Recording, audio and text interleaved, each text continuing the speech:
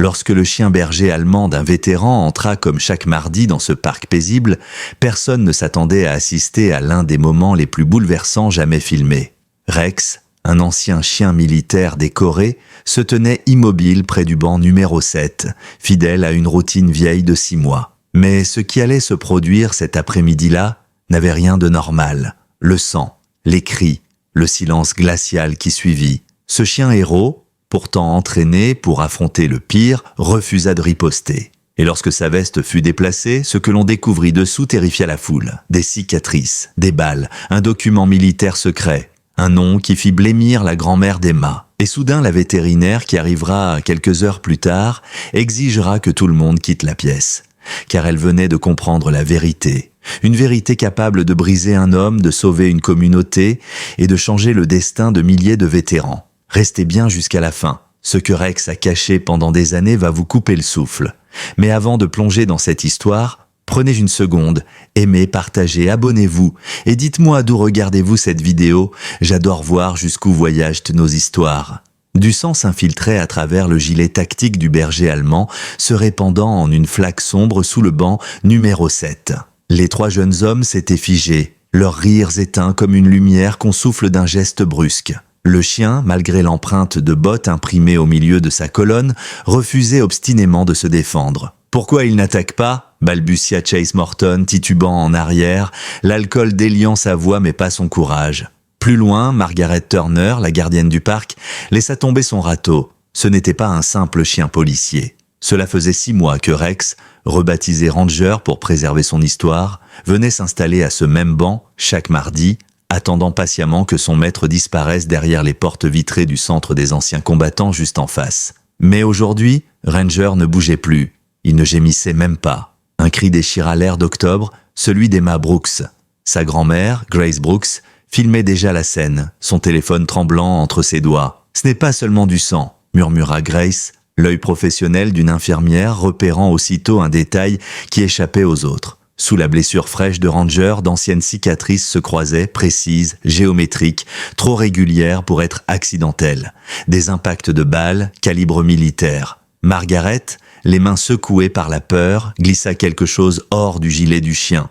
Un document plié, taché de rouge, une citation assortie d'une médaille, cœur pourpre. Le nom inscrit dessus la fit blêmir. 3 heures plus tôt, les mains de Nathan Hayes, renommé Ethan Ward, tremblaient sans retenue. Docteur Sarah Chen, désormais docteur Laura Kim, psychologue militaire, l'observait agripper les accoudoirs du fauteuil en cuir brun, ses phalanges blanchies par la tension. « Les cauchemars empirent », souffla-t-il. À travers la vitre, l'ombre de Ranger était visible, parfaitement immobile sur le banc numéro 7. Toujours le même endroit, toujours la même attente silencieuse. « Kandahar, l'embuscade », murmura Ethan. « Si Ranger n'avait pas… » Sa voix se brisa. « Il vous a sauvé la vie », répondit doucement la docteur Kim. Ethan secoua la tête. « Pas seulement la vie, mon âme aussi. » Sa main glissa vers sa jambe gauche, brisée autrefois par un éclat qui ne guérissait jamais vraiment. « Il m'a traîné 40 mètres sous le feu. Il a pris 2 balles qui m'étaient destinées, et aujourd'hui, je ne peux même plus lui lancer une balle. » La lumière d'octobre filtrait à travers les stores, projetant sur le sol l'ombre allongée de Ranger, fidèle sentinelle. 6 mois de mardi, 6 mois à attendre pendant qu'Ethan menait des guerres invisibles dans une pièce trop blanche. « Peut-être pourriez-vous essayer de marcher tout le tour du parc aujourd'hui ?» proposa la psychologue. Ethan émit un rire amer. « Je peux à peine faire les 20 mètres qui me séparent du banc. » Il montra ses béquilles, le métal poli par des mois d'usage. « Vous savez ce que fait Ranger maintenant ? Il me porte mes médicaments. Chaque matin à 6 heures pile, il sert encore. Et moi, je suis juste un débris. Vous guérissez Ethan, lui aussi. Vous êtes 2 survivants. » Il se leva lentement, testant son poids comme on teste une vérité. « Parfois, j'ai l'impression qu'il attend le soldat que j'étais. Celui qui pouvait courir 16 kilomètres en équipement complet. Celui qui pouvait… » Un bruit dehors l'interrompit. Une agitation inhabituelle, Ethan se figea. Il connaissait cette sensation. Ce pincement glacial au fond de la colonne, ce signe animal que quelque chose n'allait pas. À travers la fenêtre, il vit des silhouettes s'attrouper exactement à l'endroit où Ranger aurait dû être. Son cœur se contracta. « Je dois y aller ? Ethan, il reste 20 minutes à notre séance. » Mais il avait déjà saisi ses béquilles, avançant plus vite qu'il ne l'avait fait depuis des mois. Chaque pas réveillait un souvenir de Kandahar. La poussière, les hurlements, le sang de Ranger mélangé au sien dans le sable brûlant. Lorsqu'il poussa les portes du centre des vétérans, le cri d'Emma traversa l'air froid comme une lame. Une foule entourait le banc numéro 7.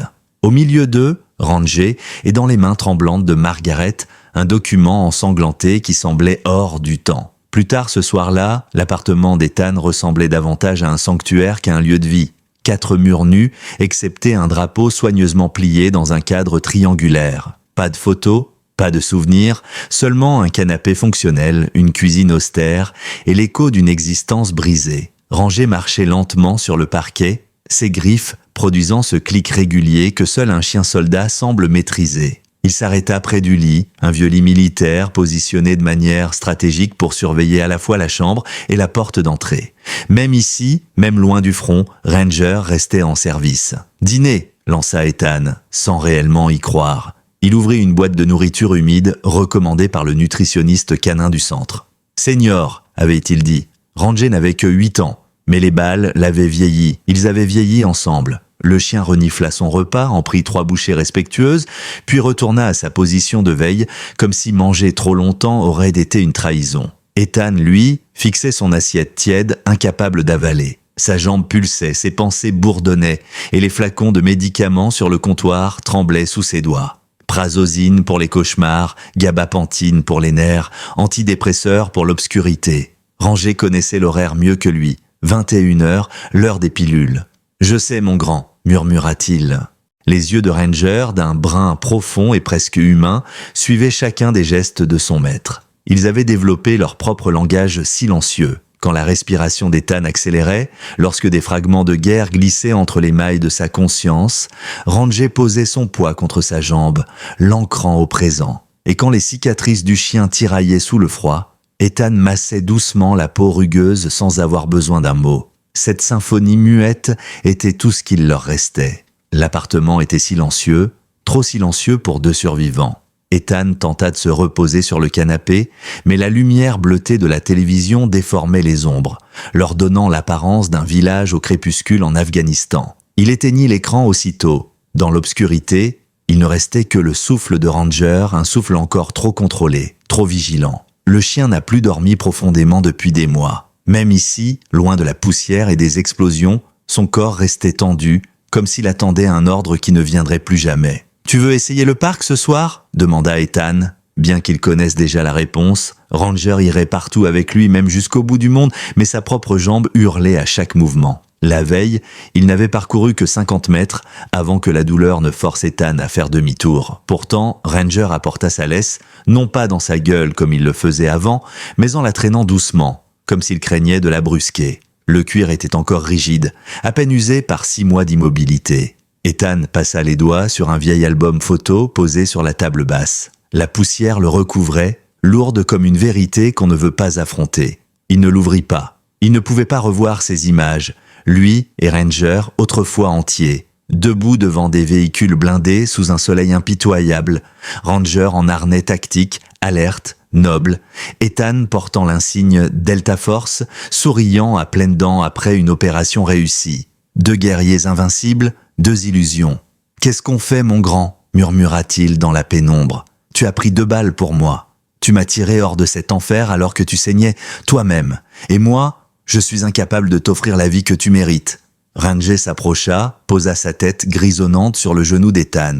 Ce poids chaud, familier, était la seule chose qui parvenait encore à calmer la tempête en lui. Sous sa main, Ethan sentait les cicatrices sous la fourrure, ces lignes rugueuses qui racontaient une histoire que personne n'aurait dû vivre. La nuit tomba, enveloppant l'appartement d'un silence presque religieux. L'absence de bruit, autrefois oppressante, semblait moins lourde lorsque Ranger respirait près du lit. Ethan s'endormit, mais sommeil rime souvent avec bataille. À 2h du matin, c'est Ranger qui se mit à gémir, ses pattes tremblant comme s'il courait sur un sable invisible. Ethan se pencha, caressa entre ses oreilles l'endroit exact qui faisait ralentir son rythme cardiaque. « Je sais, mon vieux, je sais, on n'est plus là-bas, mais ton corps, lui, croit encore qu'on y est. » Le téléphone vibra soudain.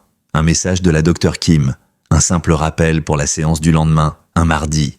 Ethan s'apprêtait à supprimer la notification par réflexe lorsque quelque chose attira son attention. Une alerte d'actualité. 3 agressions contre des animaux d'assistance avaient eu lieu dans des parcs du Colorado au cours du dernier mois. 3 attaques, 3 victimes, incapables de se défendre parce qu'entraînées à ne jamais blesser un civil. Une sueur froide glissa le long de sa nuque. Le lendemain matin, un soleil pâle s'étendait sur Meadowbrook Park, désormais Ridgewood Park, où Ethan arriva plus tôt que d'habitude. La docteure Kim avait annulé son rendez-vous pour une urgence familiale et Ranger semblait perturbé de ce changement de routine. Ils s'installèrent sur le banc numéro 7.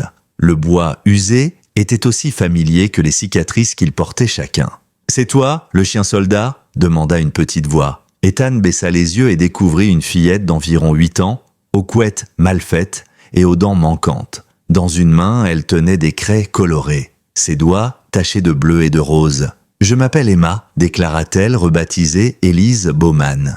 Derrière elle arriva sa grand-mère, Madame Bowman, légèrement essoufflée. Désolée, elle adore les chiens. Elle le regarde depuis des semaines. Elise se plaça devant Ranger qui se raidit légèrement. « Mamie dit qu'il est triste. T'es triste, le chien ?» Ranger remua la queue. Pas un vrai mouvement joyeux, mais un frémissement. Ethan sentit quelque chose se dénouer dans sa poitrine. « Il s'appelle Ranger, dit-il. » Elise sourit. « Comme un roi, je peux le caresser ?» Ethan hésita. Ranger n'avait pas été près d'un enfant depuis leur déploiement dans un petit village afghan où les gamins couraient souvent autour des patrouilles. « Laisse-le sentir ta main d'abord. » La fillette tendit sa petite paume, calme comme une professionnelle. Ranger la renifla, puis, après un instant suspendu, poussa doucement son museau contre sa main. Élise éclata de rire. « Il m'aime !»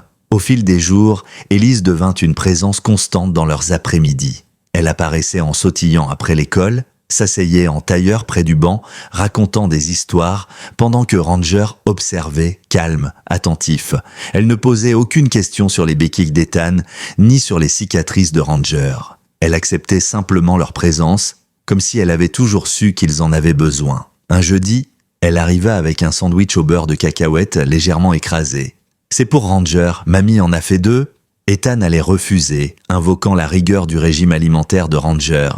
Mais quand il vit la queue du chien remuer 2 fois puis 3, avec une intensité nouvelle, il se ravisa. Juste un petit morceau. Ranger prit la bouchée avec une délicatesse presque cérémonielle. Dans les jours qui suivirent, Margaret Turner, renommée Madame Harper, installa des gamelles d'eau fraîche près du banc. Pour lui, disait-elle simplement, mais Ethan remarquait aussi qu'elle avait taillé les arbustes pour créer davantage d'ombre. Monsieur Chen, rebaptisé Monsieur Park, du camion à nourriture, passait régulièrement avec des restes de viande qui avaient l'air étonnamment frais. Pour le soldat à 4 pattes, plaisantait-il. Leur banc devint un petit noyau de vie.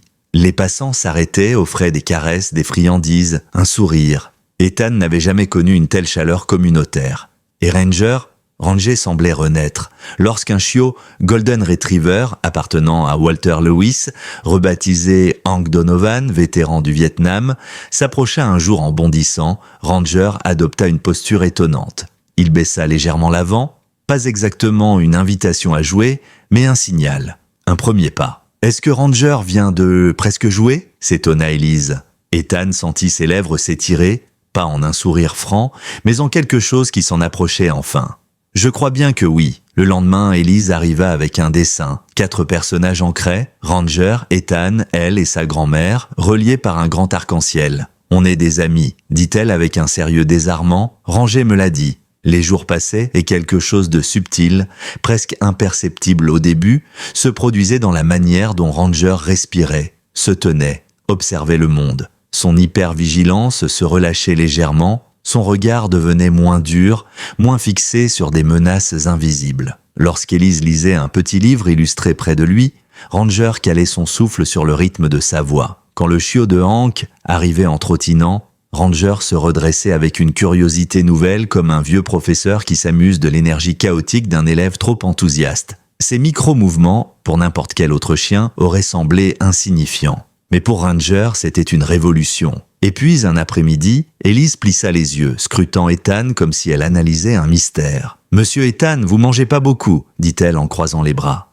Hank, assis non loin avec son chiot, éclata de rire. « L'enfant a l'œil vif », déclara-t-il.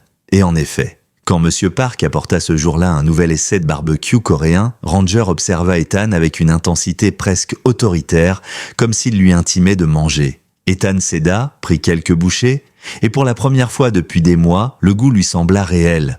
Pas métallique, pas amer, juste bon. Progrès, murmura Madame Baumann depuis son banc. Ranger, lui, gardait la queue en mouvement, calme mais constant, comme pour dire « Continue, je suis là ». La semaine suivante, une chose étrange arriva. Quand vint l'heure de partir, Ethan sentit une résistance en lui, une hésitation. Il ne voulait pas retourner à son appartement silencieux, Ranger non plus. Le chien ralentit, volontairement le pas, jetant des regards en arrière vers le parc comme pour demander « On ne peut pas rester un peu plus ?» Samedi arriva. Élise insista. « Vous allez revenir demain, hein, même si c'est pas mardi ?» Ethan ouvrit la bouche pour expliquer que non, que les routines.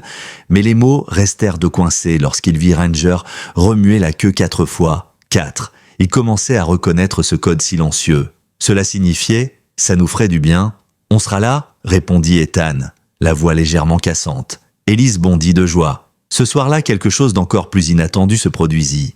Ranger trotta jusqu'au coin du salon, fouilla dans un vieux panier, en ressortit une balle de tennis usée et la déposa au pied d'Ethan. Pas la laisse, pas le harnais tactique, la balle, la chose qu'il adorait autrefois, avant Kandahar, avant les cicatrices. Ethan sentit sa gorge se serrer. « Tu veux jouer ?» Ranger inclina légèrement la tête. « Oui !» Une lueur ancienne renaissait dans ses yeux. Ethan lança la balle doucement, une douleur traversant son bras et sa jambe, mais il la lança. Ranger la rapporta. Encore, et encore, 3 minutes, juste 3, avant que le corps d'Ethan n'abandonne, mais ce fut assez pour faire renaître une étincelle chez les deux.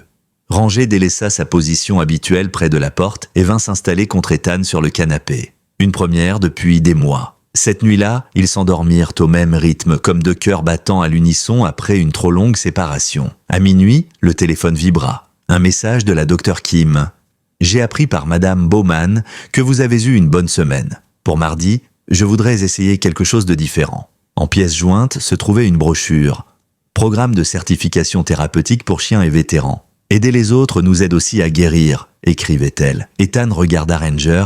Dans les yeux du chien se reflétait quelque chose qu'il n'avait pas vu depuis longtemps, la mission. Pas une mission de guerre, une mission de vie. Le mardi suivant, un matin radieux enveloppait Ridgewood Park. L'automne étalait ses teintes dorées, les stands du festival en préparation diffusaient une odeur de cidre chaud et de cannelle. Ethan décida de tenter quelque chose. « Marchons le tour complet », souffla-t-il à Ranger. Jusqu'ici, il n'avait jamais dépassé 200 mètres. Mais aujourd'hui quelque chose dans l'air semblait différent. Ranger ajusta naturellement son pas au sien, sans tirer, sans le pousser, juste présent. Au bout de 100 mètres, Ethan tenait toujours. À 200, il respirait encore calmement. À 300, Élise apparut près du terrain de jeu, les mains couvertes de craie, criant « Vous pouvez le faire! Allez Ranger! Allez monsieur Ethan !» Une femme en uniforme de l'armée salua Ethan d'un geste discret. Un ancien soldat coréen assis sur un banc hocha la tête, reconnaissance silencieuse entre guerriers de générations différentes.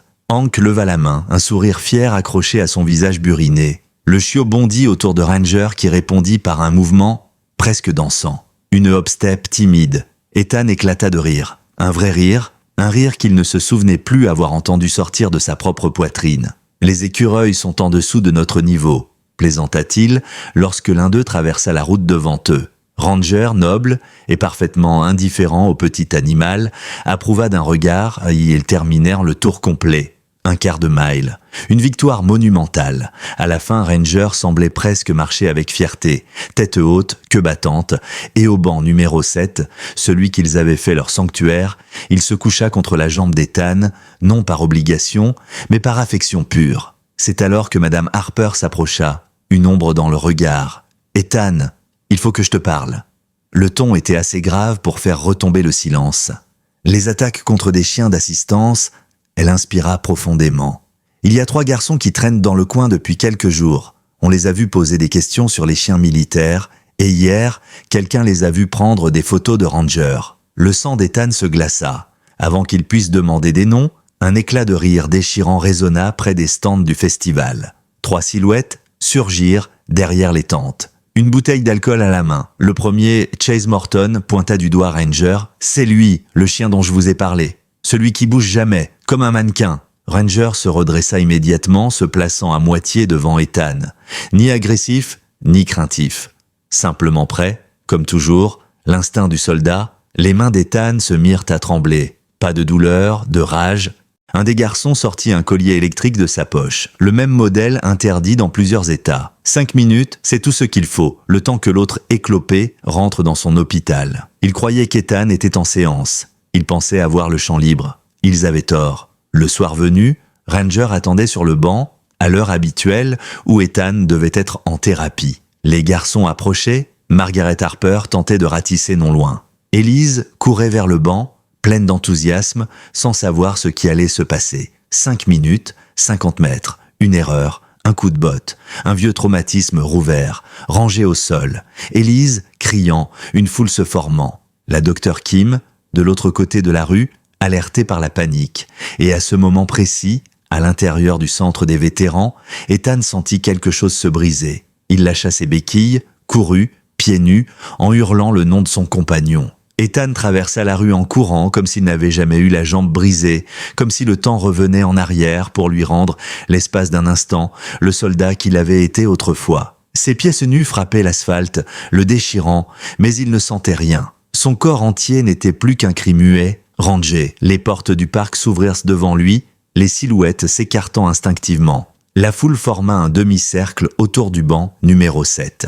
Au centre, Ranger était étendu sur le sol, sa respiration saccadée, du sang s'infiltrant sous son flanc. Madame Harper compressait la blessure avec des serviettes qu'elle avait arrachées au camion de nourriture de Monsieur Park. Élise sanglotait contre la jambe de sa grand-mère, incapable de détacher son regard du chien qu'elle adorait. Ethan s'effondra à genoux près de Ranger, ses mains se transformant immédiatement en gestes médicaux automatisés, comme s'il était de retour à Kandahar. « Je suis là, mon grand, je suis là !» Ranger remua la queue, une seule fois, un geste faible, mais précis, une reconnaissance. « Nous avons appelé les secours, dit Madame Bowman, la voix tremblante, mais pas les secours municipaux, trancha Ethan d'une voix dure. La clinique vétérinaire d'urgence, 4 minutes plus loin. Appelez le docteur Torres, dites-lui que c'est Ethan Ward, et que c'est Ranger, il saura. » Hank Donovan arriva en courant, son pick-up déjà ouvert. « Monte-le, immédiatement !» Ethan prit Ranger dans ses bras. 60 livres de loyauté, de douleur et de courage, sa jambe faiblit, mais son corps refusa de tomber. Ranger s'appuya contre lui, ses yeux bruns cherchant les siens. Il n'avait pas besoin de mots, il n'en avait jamais eu besoin. Dans le pick-up, Ethan gardait une main sur la plaie, l'autre sur la tête du chien. À chaque virage, il parlait, non pas pour se rassurer lui-même, mais pour maintenir Ranger ici, avec lui. « Tu restes avec moi, tu m'entends ? Pas question que tu partes aujourd'hui. Pas après tout ça. Pas après 6 mois de lutte. Pas maintenant. Pas jamais. » La clinique d'urgence, rebaptisée hôpital vétérinaire Northridge, apparut dans la lumière grisâtre. Le docteur Michael Torres, désormais docteur Miguel Alvarez, était déjà à la porte, blouse enfilée, gants aux mains. C'était un homme qui avait vu des centaines de chiens militaires, des chiens policiers, des chiens traumatisés par des vies de service. Mais lorsqu'il vit Ranger dans les bras d'Ethan, son visage changea. Il comprit. « Salaud 3 » ordonna-t-il, immédiatement. Le personnel s'agita autour d'eux, mais Dr Alvarez fit un geste ferme. « Laissez-le rester, le chien ne survivra pas si on sépare leurs deux rythmes. Pas maintenant. » Ranger fut installé sur la table, Ethan restant à son côté, incapable de bouger, ses doigts posés juste derrière son oreille, cet endroit précis où la respiration du chien se synchronisait avec la sienne. Les machines se mirent à biper, les lumières crues fouettaient la pièce, les instruments chirurgicaux s'alignaient comme les armes d'un champ de bataille, prêtes à combattre une autre forme de mort. Un jeune assistant approcha avec un formulaire. « Monsieur Ward, j'aurais besoin de... » Son groupe sanguin est DEA, un négatif, récita Ethan. Pas d'aspromazine, il y est allergique. Dernière intervention, base aérienne de Bram, Afghanistan, il y a 1 an et demi. 2 projectiles de 7,62, extraction partielle, cicatrice sur elle, 2 tirs réels, 3. L'assistant resta à bouche ouverte. Le docteur Alvarez hocha simplement la tête. On commence. Mais avant d'administrer l'anesthésie, Ranger leva les yeux vers Ethan. Ce regard que seuls les chiens soldats possèdent. Un regard qui dit « Je te fais confiance, même maintenant, même si je souffre, même si je saigne. Je reste avec toi. » Ethan posa son front contre celui de Ranger. « Tu m'as sauvé, à Kandahar. Tu m'as tiré 40 mètres, alors que tu ne pouvais plus marcher. Tu as aboyé pour appeler les médics. Tu as choisi de vivre pour moi. Maintenant, c'est mon tour. Tu ne pars pas. Pas aujourd'hui. Pas tant que je respire. » Une larme chuta sur la fourrure noire et feu. Ranger la sentit, remuant faiblement la queue, comme un serment. L'anesthésie coupa la lumière dans ses yeux. Ethan sentit son cœur se déchirer, mais resta debout, prêt à se battre pour lui. Le docteur Alvarez annonça « Il faudra 1 heure, peut-être plus. L'ancienne cicatrice a éclaté, mais la colonne n'est pas sectionnée. Nous pouvons réparer. » L'opération dura 90 minutes. Ethan n'avait pas bougé d'1 millimètre. Il surveillait les constantes, passait les instruments, pressait la gaze lorsque le chirurgien l'exigeait. Ils avaient été une équipe autrefois dans un autre désert, sur un autre champ de bataille. Il l'était encore ce soir, quand le docteur Alvarez releva enfin la tête, ses gants imbibés de sang, ses yeux fatigués mais déterminés. Il dit 6 mots qu'Ethan n'oublierait jamais. Il est hors de danger immédiat. Ethan faillit s'effondrer. En salle de réveil, Ranger était branché sur plusieurs machines. Sa poitrine se levait lentement, régulièrement. Ethan s'assit à côté de lui, attrapa sa patte et murmura « Respire avec moi, comme toujours ». Peu après, la porte s'ouvrit. Madame Bowman entra, les yeux rougis. « Ethan, tu dois voir ça ?» Elle lui montra son téléphone.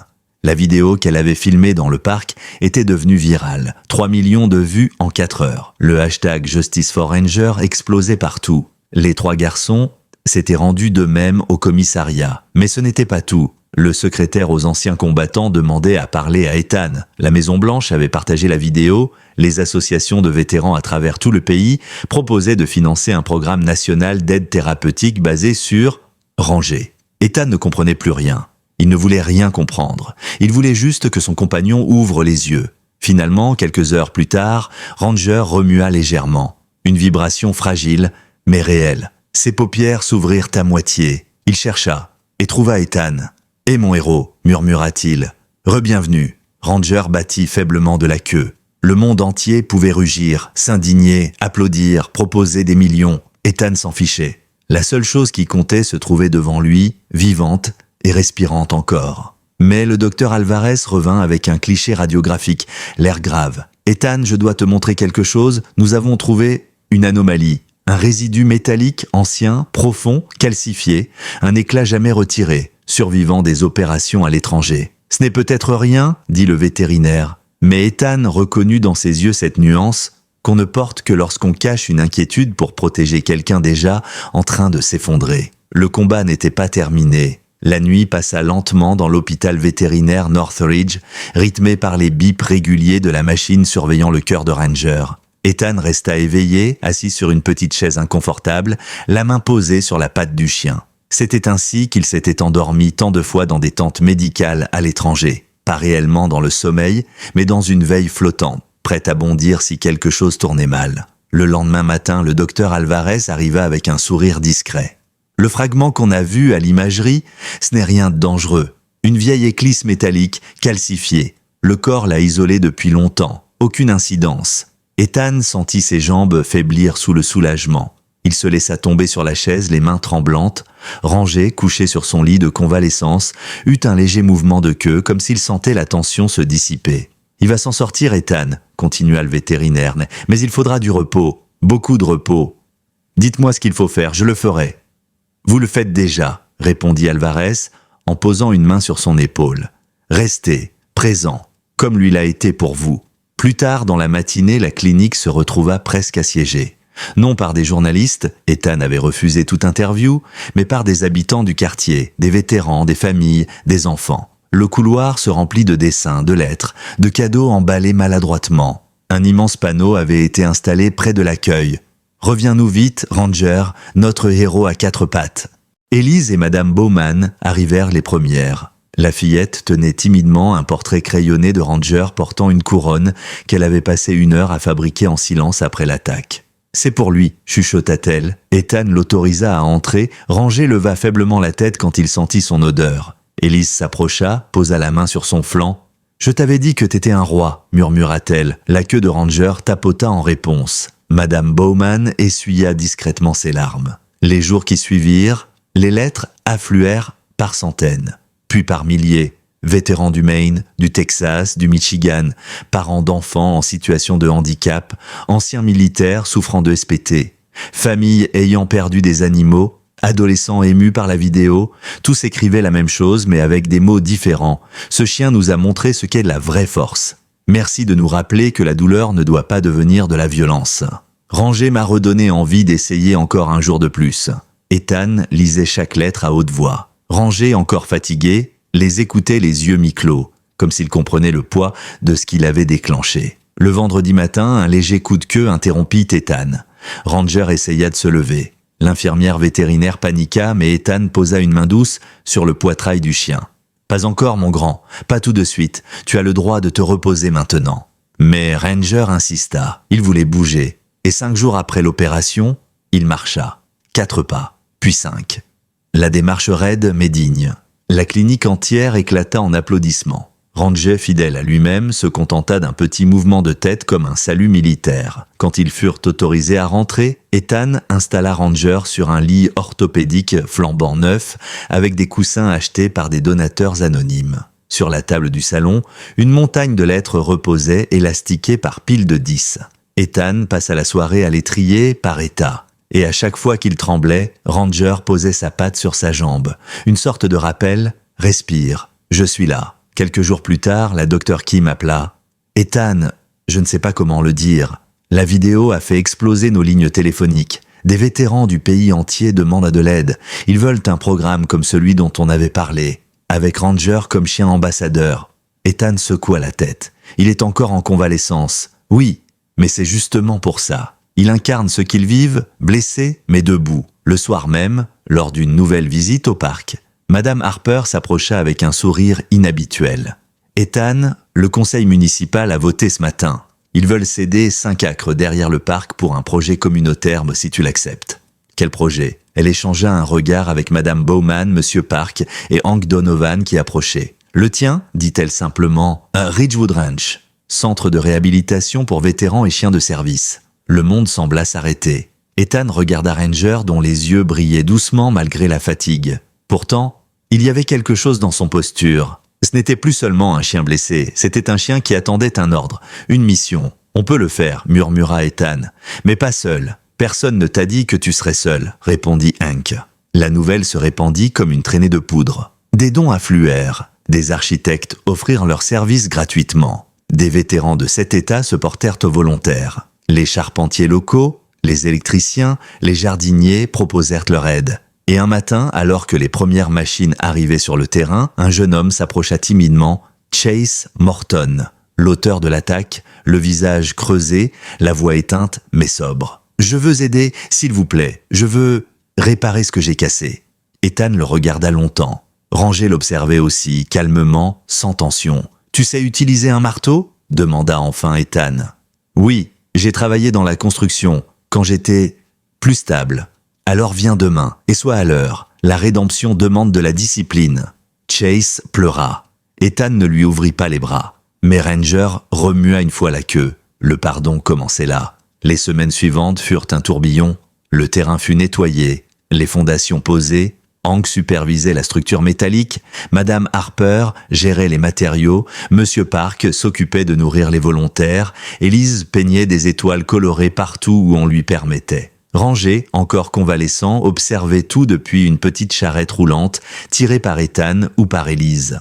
Un après-midi, Chase s'approcha d'Ethan tenant un ensemble de plans. « J'ai pensé que la salle principale pourrait avoir un accès direct au terrain d'entraînement, pour les vétérans à mobilité réduite. » Ethan examina les plans. Ils étaient ingénieux. « C'est du bon travail. » Chase baissa la tête, ému. « Merci. » La transformation du terrain devint aussi une transformation intérieure pour chacun. Les cicatrices visibles et invisibles semblaient moins lourdes lorsqu'on construisait quelque chose destiné à guérir les autres. Un soir, dans l'appartement, Ranger s'approcha avec quelque chose dans la gueule. Ethan s'attendait à la balle. Ce n'était pas la balle. C'était son vieux harnais tactique, celui des opérations d'antan, celui qu'Ethan n'avait jamais pu jeter. Ranger le posa à ses pieds. « Tu veux travailler de nouveau ?» La queue remua. Une fois, puis 2, puis 3. Pas pour la guerre, pour la guérison.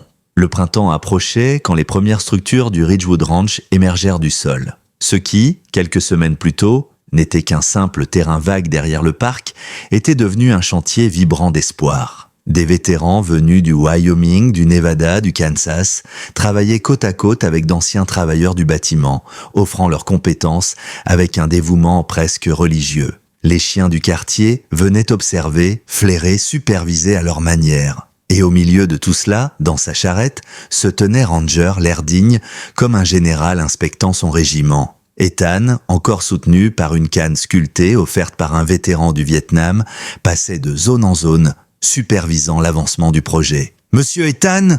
cria Elise Bowman depuis le mur qui deviendrait bientôt la salle principale. « Regarde !» Elle y avait peint un immense cœur bleu, entouré de pattes multicolores. « C'est pour Ranger. » Il la remercia d'un sourire fatigué mais sincère, tandis que la queue du chien frémissait dans la charrette. Chaque journée avait son miracle discret. Un ancien marine amputé de la jambe gauche apprenait à poser des panneaux en riant pour la première fois depuis des années. Une chienne trouvée errante dans un refuge suivait partout une infirmière vétérane déjà liée à elle par une loyauté silencieuse. Un ex-pilote accablé par la culpabilité se surprenait à expliquer à Elise comment faire des ombres réalistes sur ses dessins. Et puis, il y avait Chase Morton. Tous les matins, il arrivait avant tout le monde, le visage encore marqué par les cicatrices intérieures, mais déterminé. Il travaillait sans relâche, suant sous le soleil, traçant, coupant, assemblant, réparant. Il ne parlait presque pas, sauf avec Ranger. Parfois, lorsqu'il pensait que personne ne le voyait, il s'agenouillait près du chien, posait une main hésitante sur son flanc et disait « Merci de ne pas m'avoir détesté ». Ce jour-là, la salle principale prit forme. Une grande structure en bois clair baignée de lumière naturelle, avec de larges baies vitrées donnant sur le terrain d'entraînement. Ethan s'y tenait, immobile, contemplant ce qui devenait bien plus qu'un bâtiment. Il entendit une voix derrière lui. « Tu réalises ?» dit Madame Bowman. « Tu es en train de construire un sanctuaire. Pas seulement pour les vétérans, pour tout le monde. » Ethan hocha la tête, incapable de parler. Ranger posa une patte sur son pied, comme pour dire « Nous y sommes presque ». La semaine suivante, l'inauguration officielle fut annoncée. L'État voulait être présent. Les associations d'anciens combattants avaient envoyé des représentants. Des équipes de télévision demandaient des interviews qu'Ethan refusa encore et encore. Il ne voulait pas de projecteurs, il voulait seulement que Ranger guérisse, que les vétérans trouvent un foyer, que les chiens en difficulté trouvent un sens. Mais une exception se produisit. Un message arriva sur le téléphone d'Ethan. « Je suis Anderson Cooper, j'aimerais raconter votre histoire, pas la version virale, la vraie. » Ethan resta longtemps silencieux. Ranger, à côté de lui, posa sa tête sur sa cuisse, comme s'il disait « Peut-être est-ce nécessaire ?» Finalement, il accepta. Anderson Cooper arriva discrètement, sans équipe, sans caméra outrancière. Juste un caméraman et un carnet. Il s'assit par terre face à Ranger qui l'examina longuement avant de lui donner l'autorisation tacite d'approcher. L'entretien fut d'une douceur inattendue. « Vous avez enseigné à Ranger à ne jamais blesser un civil, dit Anderson, même quand on l'a agressé. Pourquoi ?» Ethan prit une longue inspiration. Parce que la force, la vraie force, ce n'est pas ce qu'on peut faire, c'est ce qu'on choisit de ne pas faire. Ranger aurait pu tuer ces garçons, en quelques secondes, mais il a choisi la retenue. Il a choisi la protection, même pour ceux qui lui faisaient du mal. Et vous ? Moi, j'apprends de lui. Tous les jours. Ranger posa sa tête contre la jambe d'Ethan. Anderson, les yeux brillants, nota discrètement ce geste. L'interview diffusée un vendredi soir fit exploser l'audience. Non par sensationnalisme, mais par humanité. Les gens ne voyaient pas une bête meurtrie. Ils voyaient un sage. Le lendemain matin, 2 millions de dollars de dons supplémentaires arrivèrent pour le ranch. Une semaine plus tard, Ranger fit ses premiers pas sans aide dans l'enceinte du chantier. Il traversa la pelouse, lentement mais fièrement, jusqu'au banc numéro 7, qu'on avait déplacé pour qu'il soit désormais au centre du ranch. Un symbole. Les volontaires, les vétérans, les enfants, les familles, tous s'immobilisèrent comme devant un rituel sacré. Ranger posa une patte sur le banc, puis une autre, et s'allongea dessus, le souffle tranquille comme un roi sur son trône retrouvé. Ethan eut les larmes aux yeux. « Nous avons réussi, mon grand. » Le ranch ouvrit enfin ses portes. Les premiers duos vétérans chiens furent présentés. Lily Perez, spécialiste de l'armée, accompagnée de Hope, une golden anxieuse sauvée d'euthanasie. Marcus Hill, ancien marine amputé, associé à Courage, un pitbull à 3 pattes. James O'Connor, ancien pilote de l'Air Force en fauteuil, assisté par Scout, un berger mix plein d'énergie. Chaque duo semblait former une pièce d'un puzzle plus grand, où les blessures devenaient des ponts, non des murs. C'est alors qu'un murmure parcourut la foule. Ranger avançait, lentement, majestueusement, avec cette dignité forgée par 8 années de service, il se plaça devant les nouveaux duos. Un par un, il les observa, leur renifla la main, posa parfois une patte sur leurs chaussures ou frôla leurs genoux de la truffe. Chaque fois, Ethan notait dans un carnet, puis Ranger s'assit. L'évaluation était terminée. « Il les valide » dit Ethan. « Il dit que ce sont les bons duos. » Le docteur Kim s'approcha, ému. « Ethan, vous venez de créer quelque chose de révolutionnaire. » Et Ranger en est le cœur. Mais la plus grande surprise arriva quand Chase Morton, nerveux, se présenta devant Ethan. « Monsieur Ward, je sais que je n'ai pas le droit de demander quoi que ce soit, mais quand ma condamnation sera finie, est-ce que je pourrais continuer ici ? Pas pour être pardonné, mais pour avancer, pour faire quelque chose de bien ?» Ethan le regarda longtemps, puis baissa les yeux vers Ranger. Le chien remua 7 fois la queue. 7, le chiffre de la complétude, de la rédemption. « Oui, dit Ethan, tu peux rester. » Ce soir-là, dans l'appartement, Ranger ne rapporta pas sa balle. Il apporta son harnais et le tendit à Ethan. Le message était clair, demain, on reprend la mission. 6 mois. C'est le temps qu'il fallut pour transformer les 5 acres de Ridgewood en quelque chose de presque sacré. Un lieu qui ne ressemblait ni à un centre médical, ni à un refuge, ni à une base militaire, mais à un sanctuaire où la douleur pouvait respirer, où les cicatrices pouvaient se reposer, où les âmes brisées pouvaient se relever sans honte. Le matin de l'inauguration officielle, le soleil se leva comme un voile doré déployé sur la terre. La rosée scintillait sur les herbes hautes, les oiseaux chantaient avec une intensité presque cérémonielle et l'air portait ce parfum unique de printemps. Promesse, renouveau, commencement. Ranger marchait à côté d'Ethan, sans laisse, car il n'en avait plus besoin. Son allure était différente maintenant, plus lente, oui, lestée par les années de service et les blessures profondes, mais pleine d'une dignité tranquille, une sagesse silencieuse qui attirait l'attention de tous, même de ceux qui ne comprenaient pas entièrement ce qu'il avait traversé. Ses poils grisonnés autour du museau ressemblaient à une couronne d'argent. « Prêt, mon vieux ?» murmura Ethan en passant sa main sur la tête de Ranger. La queue du chien remua 7 fois, leur code désormais universel. On est aligné, on avance. Le ranch était magnifique, 6 grands chenils aux portes bleues. Une salle de réhabilitation construite avec des matériaux insonorisants pour apaiser les chiens traumatisés. Un terrain d'entraînement aux obstacles conçu pour réapprendre la mobilité aux vétérans. Et la pièce maîtresse, le bâtiment principal, illuminé par un gigantesque mur qu'Élise avait couvert de son art. Des centaines d'empreintes de mains et de pattes, certaines maladroites, d'autres parfaites, entourant un portrait de Ranger portant une couronne d'étoiles. La foule affluait déjà, des vétérans venus de tout le pays, certains avec leurs chiens, d'autres seuls mais cherchant une raison de rester debout. Il y avait des civils aussi, des familles, des enfants, des personnes âgées qui avaient vu la vidéo virale et avaient parcouru des kilomètres pour assister à cet instant. Les médias étaient présents mais étrangement discrets, comme si le lieu imposait une forme de respect. Chase Morton émergea du chenil numéro 3. Et on aurait dit un autre homme. Il avait repris du poids, son regard était plus clair, ses mains ne tremblaient plus. Il portait un gilet de travail avec un badge cousu dessus, encadrant Ridgewood Ranch. À ses côtés trottinait un jeune berger croisé nommé Scout, un chien sauvé de l'euthanasie. Le duo traversait lentement l'esplanade, comme 2 êtres ayant appris à avancer ensemble. Quand il vit Ethan, Chase esquissa un sourire timide. Scout est prêt pour son premier jumelage aujourd'hui. « Et toi ?» demanda Ethan. « Je prends les choses un jour à la fois, mais oui, je crois que je suis prête aussi. » L'heure avançait. Le parking débordait. Un murmure parcourut la foule. Le secrétaire aux anciens combattants est arrivé. Puis un autre, il veut rencontrer Ranger, en personne. L'homme s'agenouilla devant le chien, comme n'importe quel humain humble face à une grandeur qu'il reconnaît. Les caméras captèrent la scène mais ne la dénaturèrent pas. « Mon fils est revenu de Fallujah brisé, dit-il doucement. Et mon frère n'est jamais revenu du tout. Ce que vous créez ici, c'est plus qu'un programme, c'est un phare. » Ranger posa sa tête dans la main de l'homme. Celui-ci pleura, sans honte.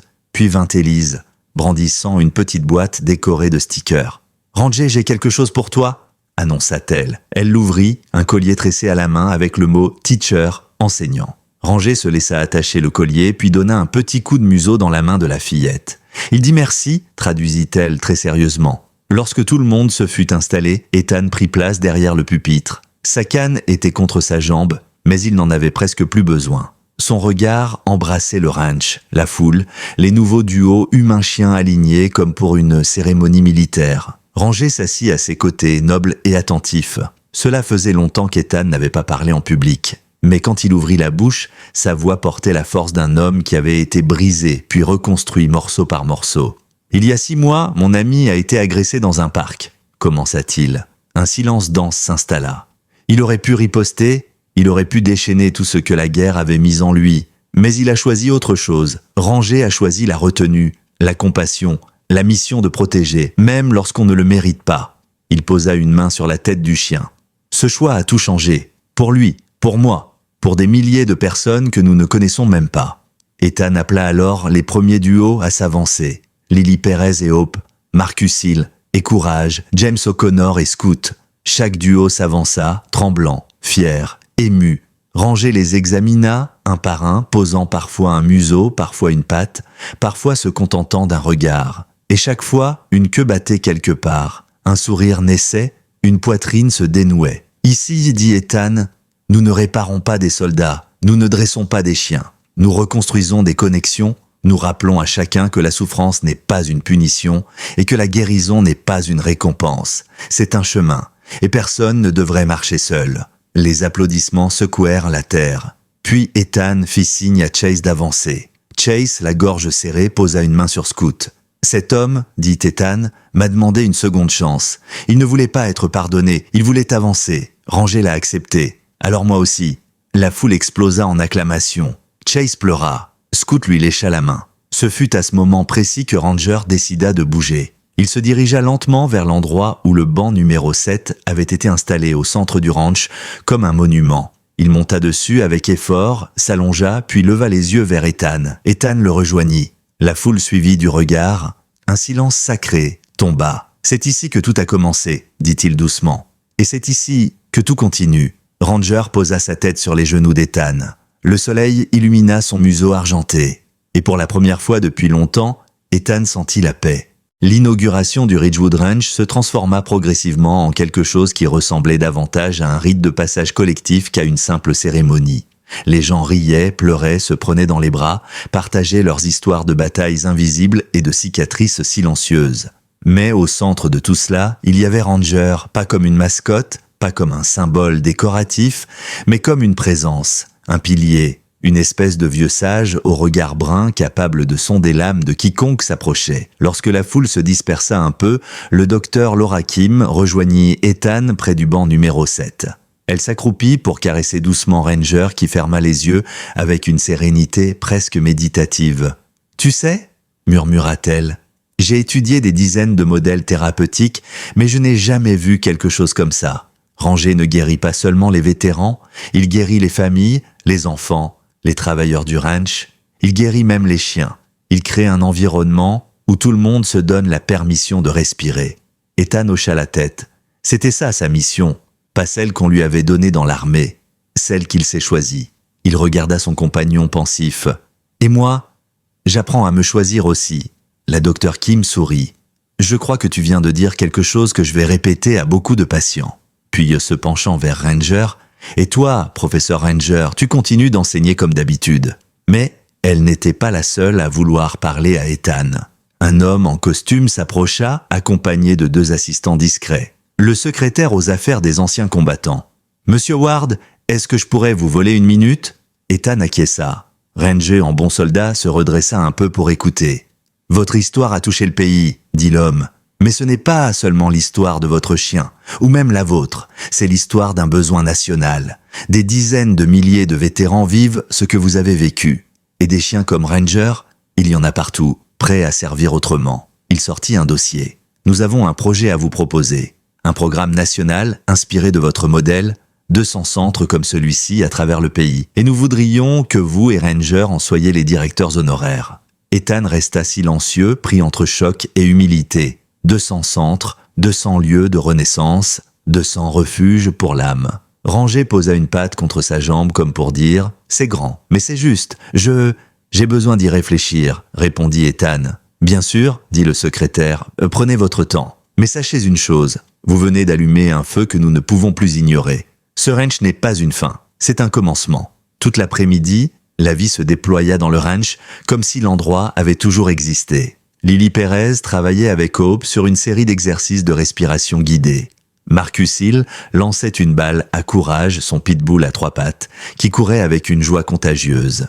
James O'Connor roulait sur son fauteuil le long du terrain d'obstacles, scout attentif à chacun de ses mouvements. Même les chiens encore traumatisés, ceux qui avaient subi des abus ou des négligences, semblaient se redresser un peu, observant Ranger comme un mentor. Au milieu de cette harmonie, Elise Bowman courait partout avec ses craies et un énorme sourire. Elle prenait son rôle officieux de décoratrice du bonheur très au sérieux. Elle approcha Ethan, les bras couverts de poussière colorée. « Monsieur Ethan, j'ai une idée. Il doit y avoir un endroit spécial pour Ranger, pas juste un lit, un endroit important, comme une salle du trône. » Ethan éclata d'un petit rire surpris. Ranger, couché à ses pieds, sembla approuver d'un bref mouvement de queue. « Une salle du trône, hein ? Oui, où il peut recevoir les chiens et les vétérans, comme un roi qui écoute son peuple. » Ethan secoua doucement la tête, attendri. « On va réfléchir à ça. » Plus tard, alors que le soleil commençait à descendre, rasant les cimes des arbres et enveloppant tout de cette lumière orangée propre aux fins de journée mémorables, Ethan s'assit sur le banc numéro 7. Ranger, comme toujours, s'installa contre lui. Le monde semblait s'arrêter pour respirer avec eux. C'est alors que Chase Morton s'approcha, hésitant. « Monsieur Ward, appelle-moi Ethan. » Chase inspira profondément. « Ethan, je voulais te dire quelque chose. » Il s'assit lentement à leur côté, ses yeux fuyants, avant de se fixer sur Ranger comme s'il avait besoin de sa force silencieuse. « Je vais à mes réunions tous les jours. 2 fois par jour, parfois. Je fais tout ce que je peux pour rester sobre. Pour être meilleur que le type que j'étais. Mais j'ai compris quelque chose. Ce ranch, il n'est pas seulement pour les vétérans. Il est pour des gens comme moi aussi. Des gens qui ont fait des erreurs terribles. Des gens qui veulent arrêter d'être le pire moment de leur propre vie. » Ethan resta silencieux. Ranger posa sa tête sur les genoux de Chase, un poids léger mais suffisant pour briser quelque chose en lui. Chase se mit à pleurer. « Je ne mérite pas ça, dit-il entre 2 sanglots. »« Peut-être pas, répondit Ethan calmement. Mais tu peux travailler pour le mériter, et tu le fais déjà. » Chase hocha la tête, essuyant ses yeux. « Tu sais ce qu'on dit dans mes réunions, que la gratitude, c'est l'action. Alors, je veux agir. Je veux aider ce ranch à grandir. Autant que je peux, aussi longtemps que tu m'autorises. » Ethan regarda Ranger, le chien remua la queue. 1 fois, puis 2, puis 3, puis 4, puis 5, puis 6, puis 7. Chaque battement était un oui. Alors Ethan tendit la main et serra celle de Chase. « Bienvenue dans l'équipe. » La journée touchait à sa fin. Les chiens rentraient dans leur chenil, certains s'endormant presque aussitôt, d'autres se blottissant contre leurs vétérans. Les derniers visiteurs quittaient le ranch à regret. Les lampes extérieures s'allumaient lentement, diffusant une lueur douce et chaleureuse. Ethan se leva, indolent mais serein, et Ranger l'imita. Ensemble, ils marchèrent jusqu'au bâtiment principal. À l'entrée, Ranger s'arrêta et se tourna vers le banc numéro 7, qu'on voyait au loin, illuminé par les derniers rayons du soleil. Il remua la queue, 8 fois, un nouveau chiffre, un nouveau début. Puis il entra dans le bâtiment comme un professeur prêt pour sa prochaine leçon. La nuit qui suivit l'inauguration du Ridgewood Ranch fut étrangement douce. Le genre de nuit où l'air semble plus léger, où les ombres ne menacent plus, où le silence n'est pas un rappel du traumatisme, mais une invitation au repos. Ethan et Ranger marchèrent jusqu'au fond du terrain, là où les lumières du ranch s'estompaient et où les étoiles prenaient le relais pour éclairer la terre. Ranger marchait d'un pas plus assuré que les semaines précédentes. Toujours prudent, toujours mesuré, mais maintenant animé par quelque chose de nouveau. La mission accomplie qui ouvre la voie à une mission plus grande encore. Il s'arrêta devant une petite colline, leva la tête vers le ciel et inspira longuement, comme s'il reconnaissait enfin qu'il était vivant, ici, maintenant, loin des tirs, loin du sable brûlant, loin de l'urgence permanente. « Tu sens ça ?» murmura Ethan. « C'est la paix, mon vieux, la vraie, celle qu'on croyait ne plus jamais connaître. » Ranger remua la queue, lentement, mais avec conviction. Le lendemain matin, tout le ranch se réveilla avec une énergie nouvelle. Les volontaires affluaient déjà, certains venus de plusieurs heures de route pour aider ne serait-ce qu'une journée. Les chiens aboyaient joyeusement, impatients de commencer l'entraînement ou la réhabilitation. Les vétérans se rassemblaient près du terrain principal, certains encore timides, d'autres déjà bavards, tous reconnaissant d'avoir trouvé un lieu où ils n'avaient pas besoin de jouer les invincibles. Ethan sortit de son bureau avec une pile de dossiers. Il allait remonter les informations aux équipes quand il remarqua quelque chose. Ranger se tenait parfaitement immobile devant une jeune femme qu'il n'avait pas encore rencontrée. Elle portait un sac militaire usé, un regard vide et une respiration trop rapide. Une vétérane. Ethan reconnut immédiatement les signes. Il s'approcha. « Bonjour, je m'appelle Ethan. » Elle eut un sursaut. Ranger ne bougea pas d'un millimètre. « Je m'appelle Zoé Miller, dit-elle d'une voix à peine audible. Afghanistan, 2 déploiements, je ne sais pas ce que je fais ici. » Ranger eut une réaction que seuls ceux qui le connaissaient pouvaient interpréter. Il inclina légèrement la tête, prit un pas vers elle, puis s'assit, offrant sa présence sans l'imposer. Zoé éclata en sanglots. Elle tomba à genoux et entoura Ranger de ses bras. Le chien ne broncha pas. Il posa simplement sa tête contre son épaule, son poids ancrant Zoé dans le sol, dans le présent, dans quelque chose de solide alors que son monde intérieur s'effondrait. Ethan s'accroupit. « Vous êtes à la bonne place. Vous pouvez rester ici autant que vous voulez. » Zoé hocha la tête sans parvenir à parler. Ranger resta là, immobile, sachant exactement ce qu'il fallait faire. C'est ainsi que débuta une nouvelle vague de guérison. Pas un programme, pas une thérapie, un mouvement.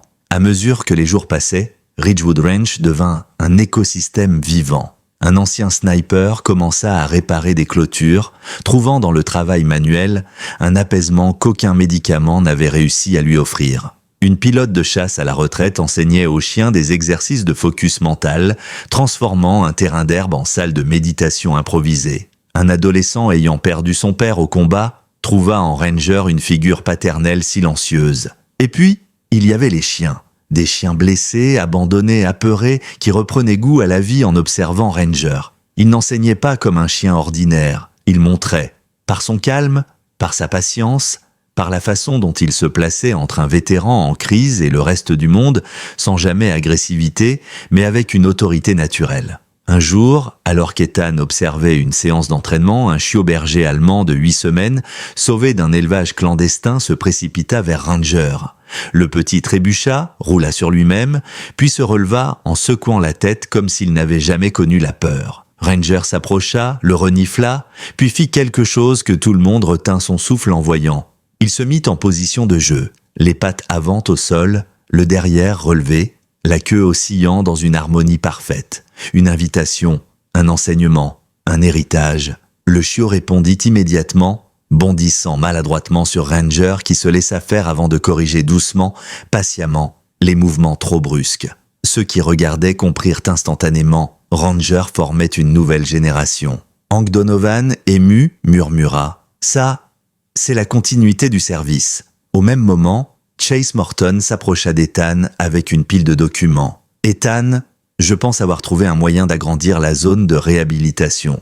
On pourrait ajouter une piscine thérapeutique. Les dons sont suffisants. » Ethan feuilleta les plans. « C'est ingénieux. Tu t'y connais en hydraulique ?» Chase baissa les yeux, gêné. « Non, mais j'apprends. Comme tout le monde ici. » Ranger trotta jusqu'à lui, posa sa tête contre sa jambe. « Il te valide, dit Ethan. » La voix de Chase se brisa. « Je ne sais pas comment remercier ce chien. Je ne sais pas comment me pardonner. Alors ne le fais pas tout de suite. Travaille pour, c'est ça, le pardon. » En fin d'après-midi, le ranch se vida lentement. Les chiens se blottirent dans leur chenil, les vétérans regagnèrent leur chambre et les lampes extérieures illuminèrent le terrain d'une douce lueur ambrée. Ethan se retrouva à marcher seul avec Ranger. Ils longèrent les clôtures, traversèrent le terrain d'obstacles, passèrent devant la salle principale. « Tu te rends compte ?» dit-il doucement. « Tout ça existe à cause de toi. Parce qu'un jour, tu as refusé de répondre à la violence par la violence. Parce que tu as choisi la compassion. Tu as changé des vies, des centaines, peut-être des milliers. » Ranger s'arrêta, le regarda, remua la queue 8 fois. « Un nouveau cycle, » murmura Ethan. « Tu veux encore aller plus loin, hein ?» Ils atteignirent la porte du bâtiment principal. Ranger se posta devant, puis se tourna pour être sûr qu'Ethan suivait. Comme un professeur en tête de file, comme un guide qui sait que d'autres attendent. « D'accord, » dit Ethan, la gorge serrée. « Demain, on commence la prochaine étape, ensemble. » Ranger rentra dans le bâtiment. Et dans son pas, il y avait la promesse de tout ce qui restait à accomplir. Les jours qui suivirent l'inauguration devinrent des semaines, et les semaines devinrent un rythme. Pas un rythme militaire, strict et rigide, mais un rythme humain, un rythme de respiration partagée. Ridgewood Ranch n'était plus seulement un projet, c'était un organisme vivant. Chaque personne qui franchissait son portail y laissait quelque chose, et y recevait quelque chose en retour. Une boucle de guérison qui se renforçait à chaque pas de Ranger. Chaque matin, Ethan se réveillait au son des chiens qui saluaient l'aube.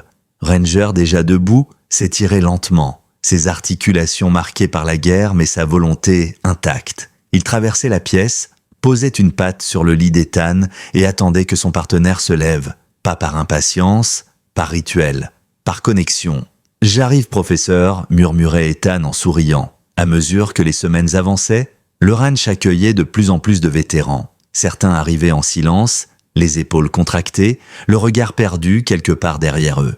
D'autres arrivaient dans un tumulte d'émotions, portant la colère plutôt que la douleur. Mais tous, absolument tous, finissaient par trouver leur chemin vers Ranger. Et Ranger savait quoi faire. Toujours.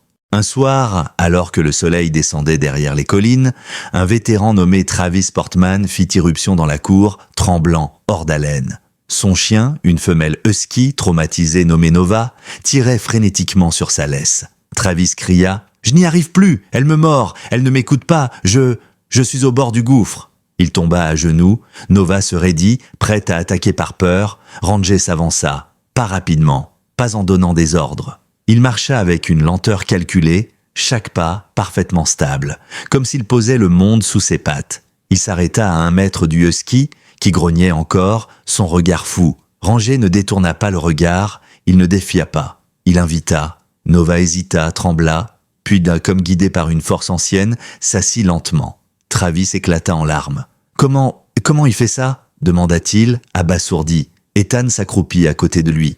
Parce qu'il ne lui demande rien, il lui offre juste ce qu'elle n'a plus connu depuis longtemps, la sécurité. Ranger posa une patte sur le sol juste devant Nova, une distance mesurée. Un pont, la chienne posa sa patte dessus, le premier contact. Et quelque chose se fissura dans l'air, quelque chose de dur, quelque chose de froid. « Voilà », murmura Ethan, « ça commence ».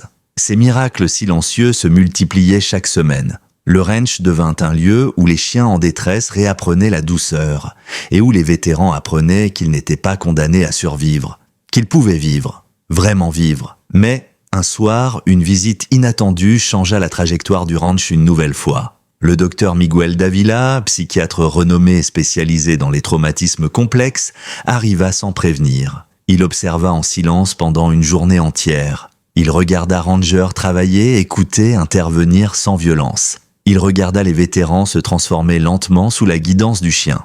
À la fin de la journée, il se posta devant Ethan. « Je suis venu pour comprendre comment un chien peut accomplir ce que 10 ans de thérapie conventionnelle n'ont pas réussi à faire chez certains de mes patients. Et maintenant, je veux travailler ici. » Ethan resta bouche bée. « Mais, vos honoraires, votre clinique, je m'en fiche. » Le docteur Davila fixa Ranger. « Ce chien fait plus que guérir, il enseigne. Et j'ai envie d'apprendre. » Ranger remua la queue. 3 fois, accordé. Pendant ce temps, Chase Morton poursuivait sa propre rédemption. Il construisait, réparait, apprenait. Mais surtout, il devenait un pilier du ranch. Un après-midi, il trouva Ethan près du terrain de réhabilitation, en train de tester avec Ranger un nouveau parcours. « Ethan ? Oui, Chase ? Je voudrais proposer quelque chose. » Il déroula un plan. Un immense enclos circulaire rempli de tunnels, de plateformes, de zones de calme, de sentiers sensoriels. « C'est une idée inspirée par Ranger, dit Chase. J'aimerais l'appeler le chemin du courage, un endroit où les vétérans et les chiens peuvent affronter ensemble leurs peurs. Pas en force, en confiance. » Ethan prit le plan, les yeux humides. « C'est magnifique. Je peux vraiment le construire ? » « Tu vas le construire. » Ranger vint poser sa tête contre la main de Chase. Le jeune homme éclata en sanglots, mais cette fois, ce n'était pas des larmes de honte, c'était la libération. Une autre surprise arriva un dimanche matin. Une lettre du président des États-Unis, écrite à la main. « Monsieur Ethan Ward, votre histoire, celle de Ranger et celle de Ridgewood Ranch, a donné à notre pays quelque chose dont il avait désespérément besoin. La preuve que la guérison est possible. Je souhaite vous remettre la médaille de la compassion civile et offrir à Ranger la plus haute distinction non militaire qu'un animal puisse recevoir dans ce pays. » Ethan dut s'asseoir. Ranger posa une patte sur sa jambe, inquiet. « Je vais bien, mon vieux, je suis juste submergé. » Mais l'événement le plus bouleversant se produisit un soir où le ranch était silencieux. Ethan rangeait des dossiers quand il sentit Ranger poser délicatement quelque chose sur ses genoux. Sa vieille laisse tactique, celle qu'il portait en Afghanistan, celle qu'il n'avait plus à porter depuis longtemps. « Tu veux reprendre du service ?» demanda Ethan. Ranger remua la queue 8 fois, le chiffre du renouveau, le chiffre du passage. Ethan sentit une chaleur lui envahir la poitrine. D'accord, mais plus comme soldat, comme guide, comme guérisseur, comme ceux qui montrent la voie. Le lendemain matin, quelque chose de très particulier se produisit. Un chiot berger allemand, le même qui trébuchait partout quelques semaines plus tôt, s'assit devant Ranger. Il le regarda fixement. Un regard qui disait « Enseigne-moi ». Ranger fit alors quelque chose qu'Ethan n'avait jamais vu. Il posa son front contre celui du chiot, une bénédiction, un passage de témoin. Hank Donovan murmura « Voilà la relève ». Ethan sentit les larmes monter. « C'est ça, hein ?» dit-il à Ranger. « Tu veux qu'on prépare la prochaine génération ?» Ranger tourna la tête vers le ranch, vers les vétérans, vers les chiens, vers le monde qui les attendait, puis il remua la queue. 9 fois. Un nouveau chapitre, un nouveau royaume de compassion. Ce soir-là, alors que les étoiles s'allumaient une à une, Ethan s'assit sur le banc numéro 7. Ranger monta dessus, s'allongea, posa sa tête sur les genoux d'Ethan, respirant en harmonie avec lui. Et dans ce silence parfait, Ethan murmura « Tu m'as sauvé, mon frère, et maintenant, tu sauves le monde. » Ranger leva les yeux, sa queue remua une dernière fois, 8 battements. Puis, un 9e, l'avenir. Le lendemain, Ridgewood Ranch entra dans sa nouvelle ère, et le monde entier allait en entendre parler.